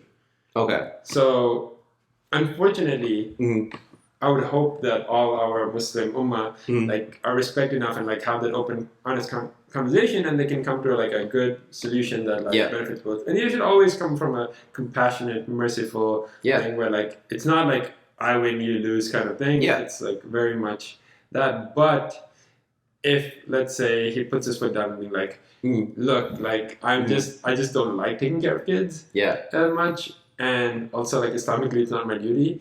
Unfortunately, he is fulfilling his duty. Yeah. she has to fulfill her duty before she does anything extra. I see. Okay, I think that's the part that might be controversial. It's very controversial. Because everything you said up to this point is very reasonable, but I think your ending conclusion might be where people are like, Yeah, I mean, and I stick by that. I stand by that. Like, if you want to hire a nanny, hire a nanny. Yeah. If you want, like you know, with the extra money you make, you want to hire a nanny, you can hire a nanny. If you want to hire private tutors, private tutors. Whatever you want. Like, you know, cleaners for your house with the extra money you make. Yeah. Great. But at the end of the day, these are the base roles that both genders need to fulfill. It has to get fulfilled. You can't neglect your job. I see. You can't not get income for your house. Yeah. And if one person has to fulfill it, these are the gender roles. I see. Interesting. Very interesting. I might have to gain some ops. I'm excited. Inshallah, no, I don't know. Or maybe you will get the ops you want and we can actually have some controversy here. I would love to hear another take. Yeah. This is just my personal take. Yeah, we'll get some viewer call-ins at some point and hopefully someone can argue with you on air. I'm excited. It is going to be very I'm excited to be proven wrong. This is just my view. Yeah. This is not verified by any scholar or anything. Yeah. This is what, based on the things I know, what I hold myself to, and like, I'm never, so again, going back to my earliest point, on like, you should hold yourself to a high standard, and you should make 1,000 excuses for your brothers and sisters. That extends to your spouse. Like, you should want to help your spouse. You should want to do as much as you can for your family. That is not to say you should take advantage of your spouse who might be doing more. You should always hold yourself to the high standard. But I know that that's not how everyone is. Yeah. And so this comes into play when there is that, like, you need a resolution from a sheikh. You need a resolution from a Muslim therapist. And that's what I would say. That's fair. Okay. Let's switch gears into something more funny. That the Muslim, it unfortunately it's funny. The Muslim dating experience, particularly with apps. I believe you, Majeed, have a lot of friends working on these types of problems, and you yourself have a lot of experience being in the Bay and talking to different people. How's that experience been for you? So, well, now you won the game. You're done. But the game, I hung up my boots. Yeah. I will say, out of everyone, that I'm probably the least qualified because I've never used an app. Wow. Okay. I guess why would you need one? I guess. Yeah. No, I mean, my thing is apps like deadens the heart. I feel like I feel like you get too optimized. Yeah. And like see, I was like, okay, you know, I wouldn't maybe recommend. I'm pretty reckless. Like, I didn't even see a picture of my my now fiance before I went and saw her. I didn't know much. Barely knew her name. Beast. I think when you get presented with a lot of options and it's a bunch of photos and you don't get to see a lot of other information, you base it on like physical appearance a lot and just like when in fact if you met them in person you might have actually said you wouldn't have said no and like given them a chance. No, that's a pretty common critique of apps in general. Yeah, that's pretty funny. I mean, what are your experiences with the apps? My experience with the apps, because you are still in the game. I am still in the game. You are like again like as a. Is it true that like men swipe more than women, or like as in do you get more? How is your matching experience? I don't know. Well, okay, so. I won't comment on my matching experience. It's non-existent. But I believe there's a feature on Salaams where when you swipe on a profile, it says, if it's like a popular one, it'll say like this profile has received a lot of likes, like upgrade to pro. Oh. And you can like send like a personalized message, and hopefully if it's funny enough and you dance enough, you'll get her attention. Very, very fun stuff. Do you ever want to be a popular profile on Salaams? That would be amazing. Do you want to be? Awesome. Is it like Salaams verified? Salaams verified. Yeah, you got that blue check mark. Yeah. Would you ever want to be in that position? I feel because coming from someone who hasn't used it, it feels weird to be because that's kind of signaling yo, you got swiped so many times. Yeah, but you still had value. Yeah, I'm like, isn't that a bad thing? That's actually a good point. Yeah, on like so many of these profiles you swipe out are like, this is a popular profile, this is a popular profile. You're just like, Jesus Christ. Yeah, I'm like, why? Everyone's so popular. Yeah. Why are they not finding anyone? Like, is their personality that bad? Like, yeah, that or they got so many options, man. They're just like, I don't know. Well, I mean, I approach this from I'm a tech bro. Okay. Even though I don't want to be. Yeah. I just got a Tesla. I'm fitting that stereotype. It's all for her. I didn't want to be a Tesla bro, but I am, unfortunately. So coming from that perspective, why radical idea? What do you think about this? Hit me. I love radical ideas. You know how in some job applications you have a take-home exam? Yes. What if we introduce that to dating apps? A take-home exam? A take-home exam. Okay. Like, let's say, especially if you're in a Muslim dating app context, you, Shaban, are like, I really like this Heartworks podcast by Abdurrahman Murphy. Yeah. Let's say the app, when you match with someone, before you can even like interact with them, there's a take-home exam in that if you want to talk to this person, you both have to watch this specific episode of Abdurrahman Murphy's podcast. That's a lot of homework, bro. I don't know. And then you can start talking. Then it's a warm introduction. You have something to talk about, and you both put in the effort to match. Okay, I will say one thing. You will get very serious matches. Like the more barriers you put up, like you gotta take this exam, you gotta run this race, you gotta watch this video, etc. You will have more serious matches. I'll say that. But you have to balance that with are people willing to put in the work? But that's the thing. This is your future spouse. Ideally, you should be willing to put in the work. My fiance flew to Thailand for me. That's a good point.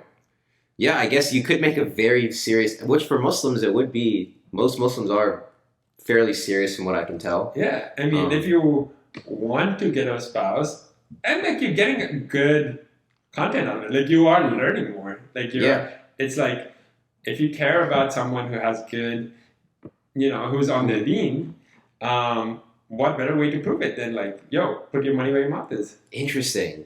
See, okay, it's an interesting concept, but I personally am just an app hater. I don't like apps. So you're saying just get rid of it completely? I don't like apps. I think it's, like you mentioned, easy. It's way easier to talk to someone in person, meet someone in person. You get a better feel for them. You see them in different contexts. They're already sort of vetted because you have friends of friends. They're not, like, stuff about them. Because if you introduce me to someone, I'll say, oh, Majeed hangs out with this person. They're probably not insane, right? Because, they hang out with Majeed. They're probably a good person, good character. But you Shaban, are a very social guy. Yeah. But how about, like, our viewers in Brownsville, Texas, shout out to my boy, they can't find anyone. Like, they know their cousin down the street. Like, yeah. In very remote areas, I do see the appeal. Yeah. If you live in Brownsville, Texas, and the closest Muslim woman is 15 miles away. And she's your cousin. And she's your cousin, which, if you're Pakistani, I think we can work with that. But I do see the appeal in cases like that. I don't think the majority of users are in Brownsville, Texas, though. But I've also seen this where, there's SF has like your fair share of pre-mixing. Yeah.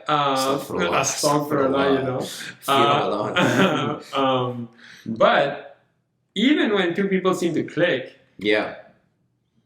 since they didn't meet in a very romantic setting, they didn't meet with the intention of like matching. Yeah.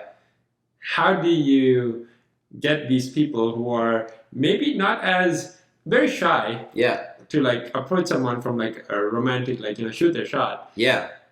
Because an app does that for you. Like, it's like you make your intention clear. How do you like navigate that? Yeah. My answer to that is just gotta shoot, man. I was actually speaking to a sister at a recent iftar. Two sisters.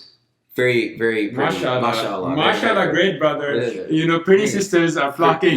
No, they're everywhere. All sisters are beautiful. Anyway, I was talking to these two sisters and I was just asking them, like, yo, like, why are you guys still single? What's going on here? And they're like, yeah, the men aren't approaching us. They said the men aren't shooting their shot. Man, And come on. it seems like we have an issue where the men just aren't stepping up and shooting their shot. When's the last time you shot your shot? When's the last time I shot my shot? Very recently, actually. How did it go for you? It worked out. MashaAllah. Yeah, I'd say 2-3 weeks ago. MashaAllah. Fi Ramadan? Fi Ramadan. No. Ramadan? Right before Ramadan started. We caught him, guys. I can double check the timestamp. We got him. Hey, you know what? Even if it was during Ramadan, it's all halal, okay? It's just more barakah during Ramadan. Okay? This guy's a beast. Yeah, there you go. Shooting your shot when the shaitan's not there, it's even more wholesome, okay? MashaAllah. So, I mean, is it future Miss Habib? Don't worry about it. Oh, okay. We'll get to that later. Yeah, no, I'm pro shooting your shot. I see no downs. Like it's you can be as mature or immature as you want it to be. Like you can shoot your shot. I think as long as you take rejection with dignity, you're like, you know what, it's all good. Like getting curved by women as a man, you know, it's a part of life, right? Like she's not feeling it. It might not be you. Maybe something's going on in her life. Do you think that? Or maybe it is you. Maybe she just doesn't like you. It's fine, bro. Just move on. Sorry, bro. Yeah, it happens. It happens all the time. But do you think the woman should also shoot their shot? I think so. I think in a non-Muslim context, I've heard some complaints of why women don't want to shoot their shot. Like for example, women shoot their shot. Men see that, oh yeah, no, this woman's, you know, she's easy. She just came to me. It's and then, you know, he just has his fun and then dumps her later. But I think in a Muslim context, as long as the brother you're speaking to is somewhat vetted, you know, he's a good Muslim to some extent. He's not going to play games. But they change up when they're they do change up. Romantic context. And also like, I've heard this thing from women is like they care, like they're like, when a man shoots a shot, like, and you know, even if it's known around, like even like everyone knows that like you shot your shot. Yeah. No one's gonna look down on you, just according to them. Yeah. But when a woman shoots a shot and like every guy like cares about it, then they automatically like her reputation is kind of ruined. So it's like, oh, she shot her shot with him, so she's interested in him, so I can't go for her. That's Okay. what I've heard. See, I'm not going to disagree with how women feel. I mean, I do it all the time. For this podcast, I'm not going to invalidate anyone's experience. But at least from my perspective, if I heard that, you know, a woman shot her shot, I would hope that most men would be like, okay, no, that's elite. That's beast mode. Like she's out there. Because this is my take. If you wait for someone to come to you, then your options are small. You get what comes to you. But if you're out there actively making matches happen, then you get what you want. But is it at a man's perspective? Like a woman, but like, let's say if your future spouse is like, she shot her shot 5 times and got rejected by guys, would that change your perception of her? No. Okay. In my opinion, like if there's a woman 10 out of 10, certified stone cold, beautiful, whatever you're looking for. What if a woman isn't certified stone cold 10 out of 10? Even then, there's someone out there for everyone. Okay. Like, you got ugly dudes approaching too. It is what it is. It is what it is. Yeah. If you're approaching, like, asking someone to go on a date with you or talk is I'm using date as like a proxy for talking in a halal context for reference. Yeah. I think there's nothing. I think there's nothing wrong with that. If I heard a woman shot her shot 25 times and missed all 25 times, I'd be like, that's very unfortunate, sister. But like, does it change your perception of her?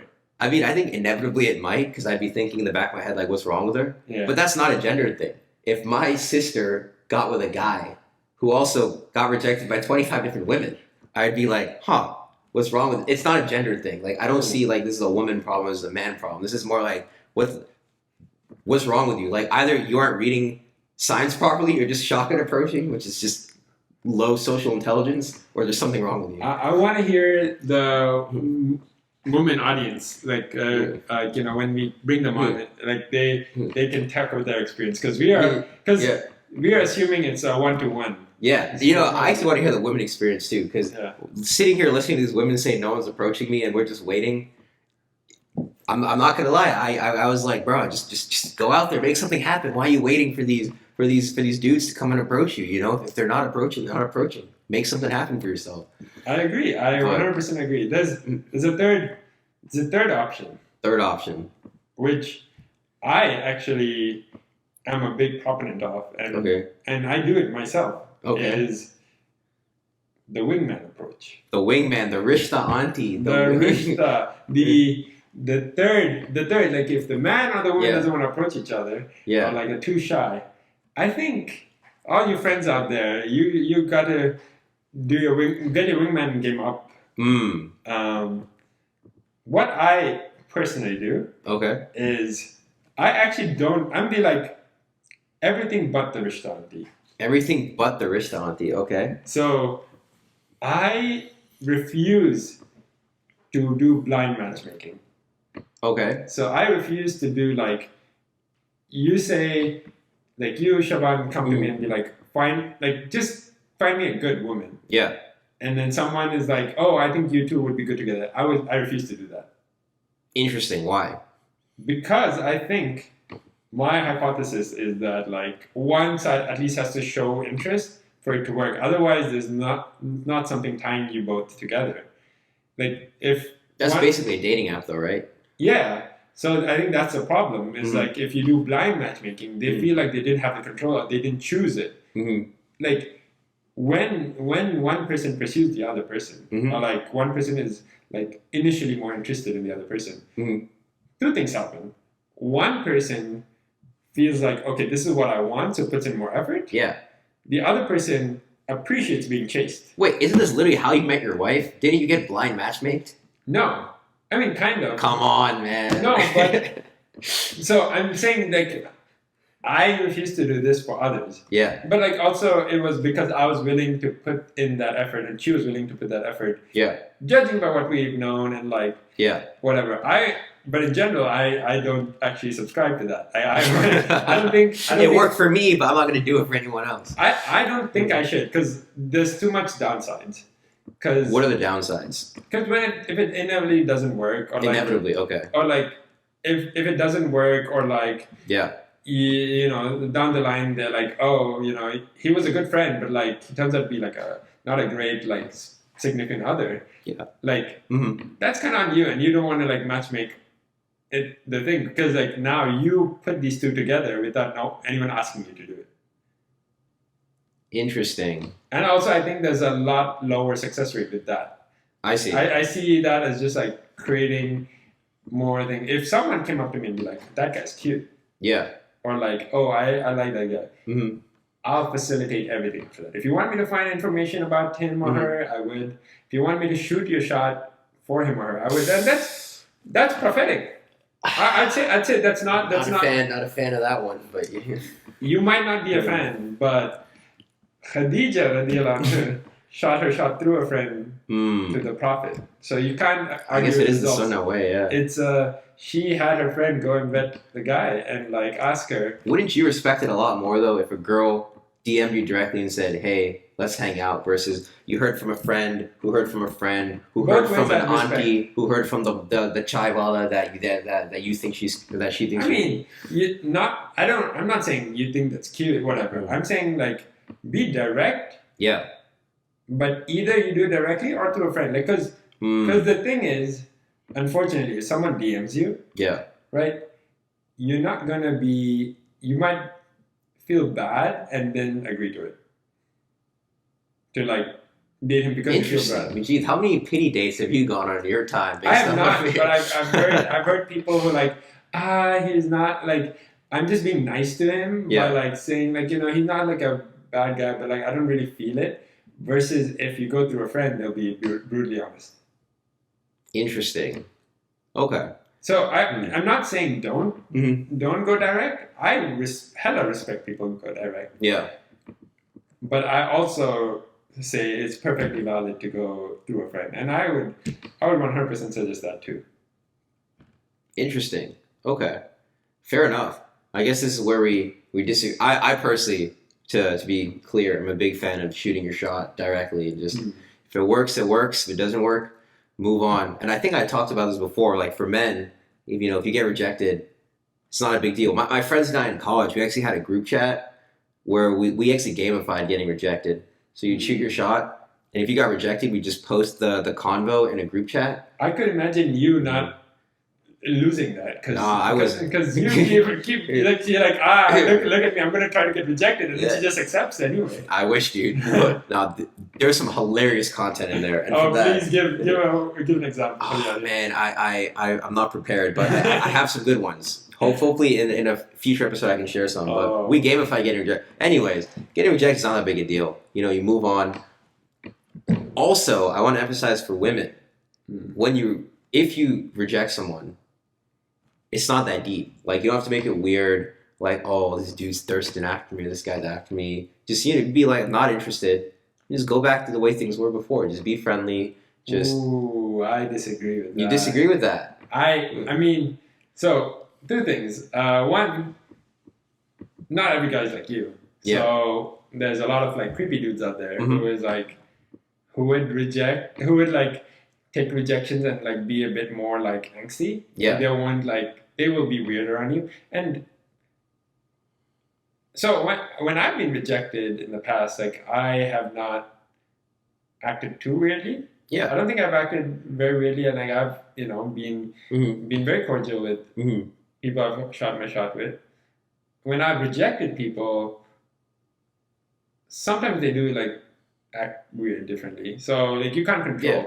Yeah, but you can control yourself, and you yourself don't act weird to them, right? Right, but then like if you're a woman who rejects a guy and then like he acts weird around you and like kind of like tells his buds and all that, like whatever. Oh yeah, okay. In cases where like the dude is acting improperly, he's causing problems, and yeah, by all means avoid him. But like if this is how I'm just describing ideal behavior. This dude shoots a shot. You brutally shut him down. You're like, no, you're ugly. Don't ever cut whatever. And then, I'm just kidding. But like, you're just like, sorry, I'm not interested. He should just be like, it's all good. She should be like, I respect it. He shot his shot. Like, and then just go back to normal. Another question for you. This might get me more opps too. Please. What are your thoughts on being friends with someone who you were involved in romantically? Like, you were involved romantically. So we can adjust the like. We can talk about like, oh, okay, like you were talking for a while. Yeah. To you shot your shot even like so. Okay. What's your threshold about like no, you can't be friends with them? Okay, shot your shot, got rejected, nothing happened. Because like a lot of times when you shoot your shot, you don't really know this person, right? You just see them in like a friendly context. So every time I've shot my shot, it's when I've like gotten to know them well. Oh. And I mean, I've shot my shot like so many times, a couple. Yeah, well, I guess I'll just speak from my experience. Generally, when I shoot my shot, it's because I want to get to know them better. Because I've seen them in like a party context. I've seen them in maybe one like a trip or something. I've seen them in like some context. And now I'm curious to see how they are in like a one-on-one, so I can ask more personal questions. So basically, it's a way to get more information because like I like what I see so far, and I'm interested to learn more. So then I'll ask them out, shoot my shot. If they reject me at that point, I don't really know them. I know them in a party context, whatever. So it's whatever. I don't take it personally. They don't know me. I don't know them. I think it's perfectly fine to be friends. If you've spoken to them for a while, you know each other. You ask your personal questions, whatever. I think it depends on why you guys ended up splitting up. Like, for example, I want kids, you don't want kids. But you get along otherwise.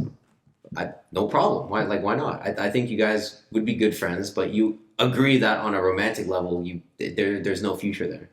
But would it be out of respect to your future spouse? Yeah. Do you want to... I mean, again, like this is like... I'm talking about maybe close friends, friendships. Do you want to do you want her to be friends with the guy that rejected her or she rejected? I think this comes down to everyone's personal preference. No one's preferences are invalid. I think there are definitely... Like, what's the standard you're going to hold yourself? Okay, to me, my standard is I personally... Again, my personal take is I don't have an issue with it. I have... The person that I want to end up with, hoping I have like unfathomable levels of trust in. Meaning, I know this person's not going to go out and do something that I wouldn't like. They're not going to do something that I would find disrespectful. They're going to behave in a way that's conducive to a good Islamic life, and I have no problems with it. Yeah. Inshallah. Again, Yeah. Inshallah, So we all have trust yeah, in our spouses and whatever. But what's the level you're going to hold yourself to? myself, Yeah. it's going to be the same thing. I think I'm pretty good at getting along with women platonically. So even if I've spoken to someone in the past, it didn't work out. I know that I can have a responsible, fulfilling friendship with women that, yeah, for example, yeah, I personally don't have a problem with it. If that doesn't. No, I mean, having fulfilling friendships with yeah, women is one thing, but like that you had like a romantic thing. Yeah. with- again, it depends on the circumstances. Like for example, I have like what if, because this is something that one of my thing is there's always what you are comfortable with and what standard you're going to hold yourself to, yeah, but there's also a range of what you're willing to accept from your spouse, yeah, right? Like, let's say, will you trust her to hang one-on-one with a spouse that she was, with a ex, yeah. that she was, It's totally cool. like, Totally. Hey man, this is my take. Okay. Yeah. I'm pretty comfortable who I am. You should be too. no. So If she wants to do something, her loss. It's all good, man. Just move on. no, but what if she is not comfortable with you doing that? I try to understand why. I mean, I'm not unreasonable. Like if Jen has like a valid Like it's not a valid reason. It's just I get jealous. I can probably work with her on that. Yeah, like if this I don't need to be friends with my exes. It's not that big a deal. Or maybe it is, and then we can talk about it. But like, I think very flexible, yeah. that's a very big issue that I see in like lots of relationships is that people will have a standard that they hold themselves to and expect that same standard to apply to their spouse. I see. And I think that's like a big thing. Like no matter whether it's Muslim or not, like it's like I do this, so I expect you to do the same. I see. And I think that's where like I'm telling you, like where you might feel like you're very comfortable having like not like I want female friends, but also like like female friends who you were romantically involved in the past. Yeah. But your spouse might not be. Yeah. And like maybe it's just what they grew up with, or like they just don't feel comfortable around that. Yeah. No, I think that's definitely a conversation you need to have with your spouse. And like everyone's different. Like yeah, like I acknowledge I'm very liberal and open and I'm fine with a lot of things that I'm sure a lot of people would not be. And that's a conversation we can have. I'm not like I think most people should not be unreasonable about these things and be like, no, like this is my freedom. You're being controlling. You're putting boundaries. Yeah, right. Because like, I mean, this applies to everything, right? Yeah, this everything. applies to like deen levels. Too. Yeah, like, exactly. Whatever. Like, oh, I'm doing X, Y, Z. I pray the Sunnah, so you have to pray the Sunnah. Like it's like like people are the levels, but then that discrepancy I've seen cause a lot of issues in marriages. Yeah, I can see that. Yeah. I mean, as communication. I'm sure you would know because you're already engaged and everything. But yeah, I mean, I would not just because someone's engaged or married. I wouldn't say that they're an expert. We're two unmarried guys talking about how to make a relationship work. So we'll get some married people on the pod and have a more they'll be like just say agree to whatever she says. Agree to happy wife, happy life. Happy wife, happy life. Yeah. But happy husband equals Jannah. For my you heard it here first. Female viewers out there. Happy wife, happy life, dunya life. Happy husband, happy akhirah. I think that's a great idea to end the pod on. Mr. Majeed with his happy husband, happy Jannah. Thank you very much, Majeed. It was a pleasure having you on. You're welcome anytime on the pod. Thank you, Shaban. It was a pleasure. I hope we did get a lot of ops from this. Hopefully everyone still likes you, Majeed. I think that's the case. Based from what I heard, very popular guy. Alhamdulillah. It depends on the edits. It's all depends on the edits. I'm gonna edit a lot of stuff. Anyways, thank you very much, Majeed. It's good having you on. Thank you so much. And inshallah, I'll see you around soon. Inshallah. Assalamu alaikum.